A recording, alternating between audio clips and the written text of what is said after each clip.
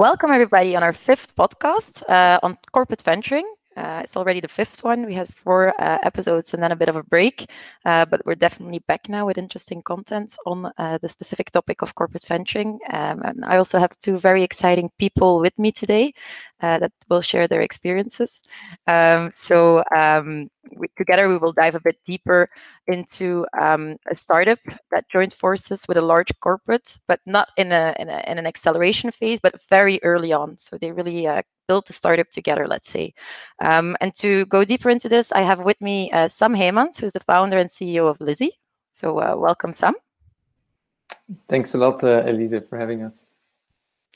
But also Michaël Grandfils, the co-founder and managing director of Labbox. Hello, Elise. Hi, everybody. Okay. So first of all, thank you very much for making the time to be with us today. I'm sure that you will share interesting insights with the audience. That this will be an interesting conversation. So maybe let's get to know each other first. Sam, can you tell us a bit more about Lizy, your startup, and also how the adventure started? Yeah, definitely. So our startup adventure, and I would say the whole Lizy story, started, as is often the case, with a problem. So Lizy, we had identified that when you're a small company, an entrepreneur, and you want to lease a car, that you basically pay too much, you get too little service in return, and above all, you lose a lot of time during the ordering process. And so as entrepreneurs ourselves, my co-founder Vincent and I, we understood that problem from the beginning. And then we actually came to a solution quite quickly as well. So we are digital guys, so we wanted to build a digital platform to facilitate that whole process. And then we also discovered that second-hand cars would allow us to lease cars cheaper than a traditional new car leasing. And then at that point, so we had figured out a problem, we had figured out a credible solution, but we were just still 2 guys working out of a living room of Vincent, his apartment, because we couldn't afford an office. And so we realized quite early on that we needed a partner that could provide us with experience, capabilities, capital that we didn't have. And so, that's when we met Michael, his team, and Labbox. And after a while, agreed that we wanted to build this together, that we were both excited about that. And after that, things went very fast. So we launched our platform 3 months after the agreement. We were very fortunate to have had a lot of growth since the beginning and good results. And so, very satisfied so far with the beginning. But of course, we like to believe that it's just the beginning, that we're just getting started. Yeah, great story. I think it's not a coincidence that you ended up with Michaël and Labbox. Labbox is definitely one of the pioneering corporate venturing initiatives in Belgium. So I think maybe, Michaël, if you could tell us a bit more about how that came to life. Yes, so Labbox, we tend to define ourselves mostly as a startup studio. So not an incubator, an accelerator, really like a studio. So startup creating other startups. We happen as well to be a corporate startup studio. So we're backed by a large corporate, and I think you and some of the people listening will know the company is called D'Ieteren Auto, which is the importer of the Volkswagen Group cars within Belgium. A couple of years ago, D'Ieteren, I think, realized that the world of mobility would change in the coming years and decades. They decided that they wanted to take part in this adventure, in those new business models, and that they were, as a large company, in difficulties to really act fast, agile, and so on. And we ultimately came to create a dedicated company. So we are a subsidiary of D'Ieteren Auto called Labbox, now acting as a startup studio, so creating startups together with bright and talented entrepreneurs such as Sam and Vincent. And our goal is really to support them in the creation of the company financially through advice, like the network we're building and so on, and sometimes as well through access to some of the capabilities within the core business of D'Ieteren Auto. And I think Lizy is a very good example of that, since at the very early stage, they could basically connect the platform to the leasing company of D'Ieteren, which was a great way to start. But they're now working as well with other leasing companies, so competitors of D'Ieteren, of the leasing company, which I think is a good example where you see the added value for the startup, but as well the necessity to make it to keep some kind of an arm's length principle between the core business and the startup. Yeah. Yeah, I think it's definitely a refreshing approach because we see more and more corporates being interested in working together with startups, but usually they get involved at an earlier phase. At a later stage when there's already quite some traction, when there's the first revenues, when there's a proof of concept. And it seems like with Labbox, Citroën made a conscious decision to be involved a lot earlier on in the process. Could you maybe explain a bit what the benefits for that are for you?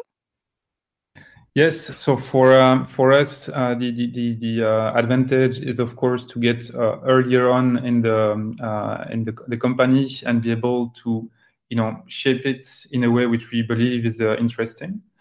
There's an element as well, which is very capitalistic related, but we get to invest very early on, and so we own a bigger part of the equity of the company. At more interesting conditions if things of course go well. I think there's another element as well, which is linked to the fact that we're not only building one company, we're building multiple companies, and so we tend to create. I'm not sure like the term synergies is good, or at least like soft synergies. We're really trying to create an ecosystem where a lot of those different entrepreneurs from those different companies, can interact at a very early stage, all together. We're trying not to force hard synergies. We don't want basically the companies to share IT code or things like that. But we believe a lot in this spirit community where there's a lot of sharing being done as well with the startups, and that is value generative, in my opinion. Yeah, clear. Sam, is that also how you experienced your getting together with Labbox? Because as most of the startups, you joined forces very early on. Can you tell us a bit how that happened and how your experiences in working together with them? Yeah, it is a bit crazy, right, Elise? It's to partner and enter into a sort of marriage with a 215-year-old company. As a young startup, it's not an easy choice, I would say. If you think about it, and in all transparency, that was the same. We had some preconceptions, as most entrepreneurs would have, about a big corporate being slow, having a lot of reporting, a lot of hierarchy. And so why did we do it in the end? What changed our mind? I think it's about a lot of small things. But what's most important is that you have the right structure and the right people in place. And so I think, as Michael has described, the structure is very important. So having a legal entity that is outside of the core business, having a real sandbox that you can innovate in, that's something that is really important. And then I think some other things like a lot of independence, a lot of autonomy, both for Labbox and for the entrepreneurs. And then the people aspect as well. I think you need people that are really full-time working on that. And I think that Michael and his team, and maybe in his case quite literally, are really thinking 24/7 about investing in startups, are immersed in that ecosystem. They understand what it takes to succeed as a startup, which is very, very different from succeeding in a corporate. And so that's, I think, is a bit maybe trivial, but I think they really understood what we wanted to build and were actually surprisingly excited about it. And that really helped for us in the beginning. And one thing which I can add as well is I think the importance to have that middle layer between the startup and the corporate, which I think is not happening always in a lot of corporate initiatives. Like our job is to, on one hand, help the startups, like through various elements, as I mentioned earlier. Our job as well is to make sure that this fits, within the legal reporting obligations that you have as being a subsidiary, ultimately, of a large company, which is, publicly listed. So yes, we are a bit more stringent at what you would normally see in terms of, reporting, auditing, GDPR, so things like that, because it just, sometimes it's just the law. So we got to make sure that those things are being followed. But we're trying to find the right, balance between the things that come because it's like this, and the support that you can provide, so that the overall value proposition makes sense for the startup. Yeah, and I guess that middle layer that you have created is also a bit of response to something that is identified also recently in a study done by Antwerp Management School as one of the biggest challenges in corporate venturing, and it's the very different speed at which startups and corporates make decisions. It's something that's often seen as a challenge that's difficult to overcome because of the structure of both companies. Startups are very agile, corporates are a bit slower, a lot of procedures. Do you feel like the middle layer also can handle some of those tensions? Yes, absolutely, and it's it's a big part of my job, and to be honest, it's not always the most pleasant to really be that filter, and it can work both ways. And it's not always the startup being right, or not always the corporate being right. So sometimes you need to find kind of that middle ground. We tend to do everything that we can do ourselves better than the startups in terms of reporting and so on. We're going to do it because we believe it's the best for the startup to focus on what they have to do when they're already trying to crack a complex business case, a complex business model, trying to acquire new customers and so on. So we want to add a minimum of additional complexity to them. So whatever we can do better than them, more efficiently and so on, we are doing it. When we're getting requests that we think are really not relevant, we're going to come with a counter proposal to D'Ieteren saying, hey, this is what you want, but actually, could you do it like this way? Because it would, help a lot and be a lot more efficient. So that's really like, part of our role. And I think overall, but Sam is probably like a better judge than me on this one. But I think overall, we're trying to, I think we've been relatively successful in making it, the two word, coexist and get the benefits you can extract. Yeah, and supporting with functions where corporates have more experience in, is that also something that translates into, for instance, fundraising? Because some congratulations, you recently had very exciting news. Lizy raised 1 million. Not surprisingly, the money came from Labox and D'Ieteren. How does that process look like? Because for a lot of founders, fundraising becomes almost of a part-time job. Every year and a half or so, 6 months need to be fully focused on finding the money. I assume that was totally different for you. Can you tell us a bit about the process? Yeah, it's an interesting topic, and indeed earlier this year, it's been a while already, February 2019, we celebrate our first year anniversary. So Lizy was 1 year old and we were very happy. And so we got also a fresh capital increase by D'Ieteren. And at that point for us, it was really the logical evolution. So we had a first year of a very successful partnership. We built so much together.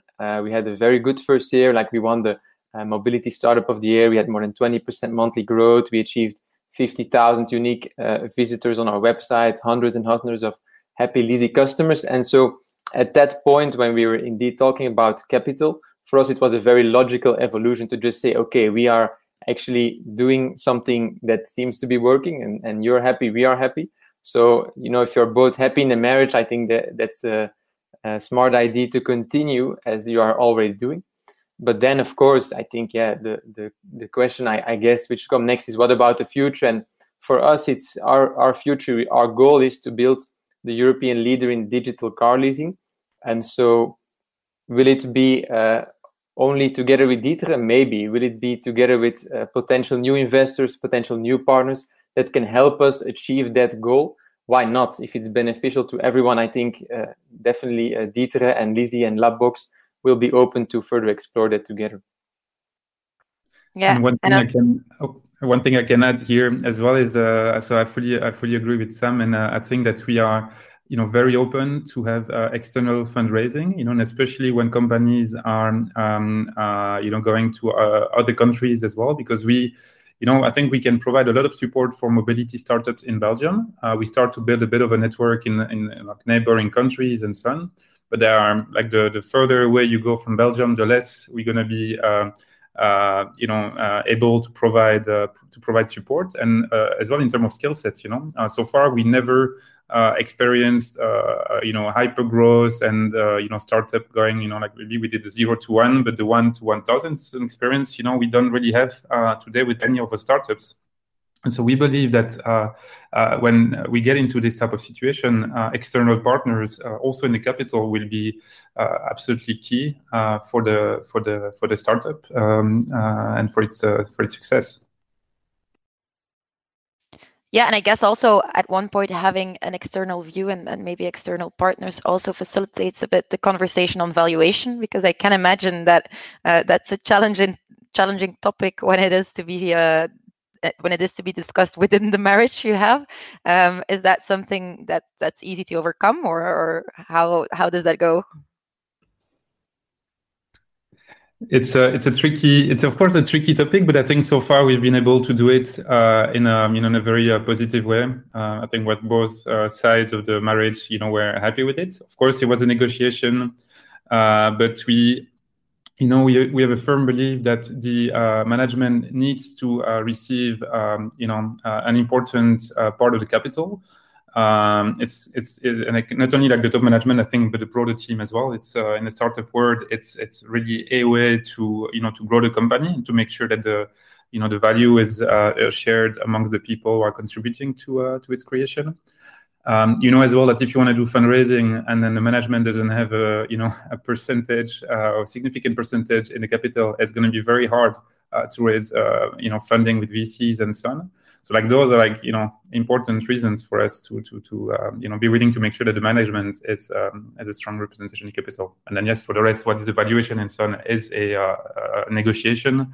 But I think when we have adults around the table and a great project, you're always going to find a way to come to an agreement. Yeah, maybe to add to that, and I have quite a strong opinion on that. I think that if you look at a corporate investor or a normal venture capital investor, so the goal of the investor is to build a hugely successful company. And so the success of those VCs, and if you think about the venture capital world, 20% of the investors generate 80% of the returns, and it's even more extreme. It's not those top VCs that don't generate more returns because they negotiate lower valuations in the beginning, or because they take an extra couple of percentage points from the entrepreneurs, or because they have a double ratchet clause in their term sheet. It's actually because they invest in the right startups and they really help them, support them to become hugely successful. That's the only way to really make money and make spectacular returns in this investment business, is investing in the right startups and helping them become successful. And so it's a lot more about that than about negotiation, in my opinion. And last element I can add on this is, it wasn't easy to get to this type of remuneration setup, if you want, with D-Tron. It's because it's just not the way it has been done, like for decades. And you can get into some strange discussions like, how comes they're getting such a percentage in the company? I don't have such a percentage of D-Tron. It's like, yeah, of course, it's just like different words, different, remuneration methodologies. And we don't want to, get into a setup where it's just like, too comfortable for the co-founders, where they come with like initial capital, some kind of a salary, if you want a fixed remuneration and so on, and on top a lot of equity. So that's why you need to make sure that you remain something which, just makes sense, which can be defended towards, external people, toward D-Tron and so on. But it was definitely a challenge to get into those discussions. I think that now our level of maturity within Labbox, within D-Tron, has increased a lot in there, and it's no longer an issue. But it was for sure a bit of a challenge to get there. Yeah, so maybe to conclude, if I understood well what you guys said, what I remember is that it doesn't matter how much part of the cake you have if the cake isn't growing. And then maybe another question. Sam, would you call Labbox a co-founder or a partner, or how would you call them in your setup? Or a spouse, but Yeah, I mean, it's a semantic question, right? Like, what's in a word? I think for us, Labbox has been a very important partner. We definitely, I mean, as I started the story in the beginning, we needed that partner. I think that partner has brought us a lot and has really helped us to do what we did in the last almost 2 years now, and book the results we had so far. And definitely an important partner. And I don't think the exact word is so important. You can definitely call it a co-founder partner. that we are part of their startup studio. That's not the most important, but I think what's important, I think it's interesting that what Michael was saying, that the role of the corporate CEO is quite difficult already. So you have to run your business, you have to allocate your capital, which is a much underestimated part of the job, I would say. And so you can allocate that capital in your own business, or you can buy companies, do M&A. But now there's another thing that you can do with that money, is to invest in startups. And it's completely different, the things you have to do to invest successfully in startups than you have to do to run your business or to do traditional M&A. And so that is really quite an interesting topic, I would say, and quite a paradigm shift, and something that is very difficult to do. And one of those topics that we touched upon with the negotiation, the equity, but I think there's a whole paradigm shift, I think, to corporates also listening to this. That's really the shift you have to go towards, is to say like, okay, we're going to do a whole new different activity, and we have to do different things to be successful in that activity. That's quite crucial, in my opinion. Yeah, and of course, that activity is something, what you guys are doing with Lizy is something that at one point is in direct competition with what the core business of or at least the leasing part of D'Ieteren is. And I can imagine, Michaël, that also is something that is quite a tension field that you as the middle layer need to manage from time to time. How do you do that? Yeah, so interesting question, of course. I think that most of what we do is a direct competition of D'Ieteren. I think like the more the things we're doing in new mobility, let's say, is growing, it's going to take business away from the traditional private car business, which is currently most of the business of D'Ieteren Auto. But I think D'Ieteren is very open to that. That's the reason, they're financing us, and I think it's a sign of, great maturity of the company to be able to, avoid those classic, Kodak, type of stories or so. I think there are like numerous, business examples of corporates that did that in the last years, decades, and so on. But it's interesting to understand, how comes that company are not able to avoid that trap. While it's like so much business documentation around it. I personally like a lot this book Innovator Dilemma from this famous author that died, passed away a couple of years ago, like Christensen, I think. And he explains that in well-run companies these days, you are normally going to be focusing on and making capital allocation towards projects which are, 1, on a big market, 2, on a profitable market, and then 3, on a market which typically your bigger customers kind of like, and the solution that they would like. And if you look at most of what we're doing, let me take the example of one of our other startups, like, car sharing. So, if you look at the business of Poppy, this car sharing platform, it's today a very small market. There's maybe like a lot of press around it, but at the end, if you look in terms of percentage of the kilometers by people in those cars, it's very, very low versus the overall travel in Belgium. It's losing money, so we hope to get to the break-even end of next year. But today, it's losing money, and it's not going to be of interest to the large businesses, the large customers of D'Ieteren. And so in a well-run companies, typically consensus, they're going to tell you to focus on those things, and this is why, like, all in terms of capital allocation, those things generally like never happen, and that's why we've tried to change here, and I think that again shows the business maturity of a company like D'Ieteren. Yeah, so basically, corporate CEOs, if they want to have a go at innovating and really making an impact, they should dare to forget everything that was being taught to them in business school or in their career so far. I'm not sure if it would be forgetting. I think it's at least for a part of the business, handling things differently, allowing for different rules, different structures, different decision processes, and so on. And Denis Gorteman, who is the CEO of D'Ieteren Auto, he's part of our board, but is also in the it was like the CEO of the core business, and sometimes for him, I'm sure that it must be complicated with his own brain because you have conflicts in there. But I think he's been able to again, like, handle with like a lot of maturity, like those different decisions. Sometimes ruling in favor of more the core business, sometimes in favor of the startups. So I'm not saying it's going to be always perfect and that we always going to take the decision in favor of the startups, but it is definitely what we are. Like aiming for, and I think at least we're having very mature discussions when this type of conflicts is arising. Yeah, Yeah, we're coming a bit towards the end of our time together, unfortunately. But maybe one last question for each. Maybe Sam, can you share some tips towards entrepreneurs, and especially those entrepreneurs that feel like they should keep capital in their own hands as long as possible, and focus on finding small bits of seed financing, and don't dare to take the step as you did to collaborate so early on? Yeah, I think first of all, I think there's many different paths to entrepreneurship. So I wouldn't definitely not say that like corporate venturing is the best one or the only one. You can bootstrap a company, and there's very successful examples. You can have equity investors, VCs, angel investors.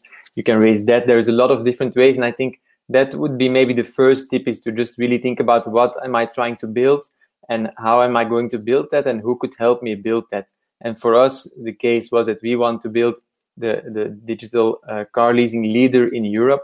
And to do so, we actually needed a partner that could help us get off the ground, a leasing company, access to financing, access to automotive experience. And so that's a very personal decision. And then I would say to those entrepreneurs that are thinking about joining a corporate venture or a corporate venture capital, there are definitely some risks, some pitfalls. So do it for the right reasons. So don't do it just because you need some short-term cash, or don't do it because of some short-term commercial deal that you want to get done. Do it because you believe that it will get you to your goals, to be successful. And then if you do it right. So I think what some of the elements we touched upon in the beginning as well. So I think there's really a couple of key success factors here. I think first of all, this independence and autonomy. Make sure that you get a lot of independence and autonomy. That's really important. Make sure, second of all, that you have a shared vision and strategy. Something as well I think you really need to have in the beginning on all different layers. So in our case, Lizy, Labbox, and Dieter, you need to have the same shared vision. Okay, we want to build a leader in digital car leasing in Europe. And then third of all, the advantage of leveraging the core business. Ensure that you can really leverage the core business, because that's the advantage of the corporate, that they have the core business, and make sure that you can really leverage that. So in our case, again, the leasing company, the automotive knowledge. And yeah, to finalize, to conclude, I would definitely recommend entrepreneurs to explore it, because I think it's an interesting option that can really help you be successful as an entrepreneur. Yeah, and it's definitely going well for you guys. I think there was recently a press announcement on your numbers, and they seem to be growing each month. So congratulations with that. And who knows, maybe soon I'll be also driving a Lizy leasing car. So I hope so, Elise. Yeah. Michaël, maybe a similar question to you for to wrap up. When you look at the different corporates and the different ways of doing corporate venturing, I think Labbox is quite unique in how they tackle this, but also very successful. Many interesting startups popping up through the channel. What would be your advice that you haven't shared yet before towards corporates who are struggling to work together with startups, or to start moving more towards innovation and doing things differently? So I would a couple of elements. The first one, I would say, make sure that you have a strong vision on what you want to do at the leadership of the company. So sometimes I hear people saying, "Hey, we're going to do this into a department," but the rest of the leadership team, the CEO, they're not very aligned. I think if that is the setup you're starting in, just don't do it, because it's not going to work. So you really need to have a strong alignment on that from the very early days. Second element is make sure you get the right team on board to execute this. Too often I see teams created there just with like a few people from the corporate. Within Labbox we have. So I was for a short period of time, within D'Ieteren, but not too long, and not even within D'Ieteren Auto. And then the rest of my team is people coming from the outside world. And so I think that's generally the setup I would recommend. So maybe one or two people, from within the corporate to keep the link, and then people that you take from the outside world, but just don't do it with, full bunch of people from the corporate. And then maybe a third one is, be courageous when you're gonna end up into, complex situations. And we've had a lot, I think, with Lizy, with other startups, in our portfolio in the past. Generally, like the corporate, at least in a startup studio, has the power. The early stage, they still own the majority of the business, and it's easy for them to say, well, we're going to do it this way. But I think that this is, detrimental to value creation in the future. So in those times when you're going to get into those tough discussion, ask yourself a question: what is the right way, and not what is the easy way for me as a corporate leader. Yeah, thanks a lot. I can definitely resonate with the dedicated team. I think all too much we see with our corporate clients that innovation or working together with startups is something that comes on top of the tasks of someone. And then Friday afternoon at 4, they just send 3 or 4 emails, and then they hope that they did what they needed to do to see how to collaborate with startups. So I think I can only advise any corporate out there looking to dive into this to make sure that they have a dedicated team with separate KPIs and separate expertises and backgrounds. So yeah, thanks a lot to both of you for joining. It would be great to hopefully speak again in a year or 2 years or so to see where Lizy is at that time. But in the meantime, I think these insights were already amazing. So thanks a lot for your time. You're welcome, and thanks for having us. Yeah, thanks a lot, Elise.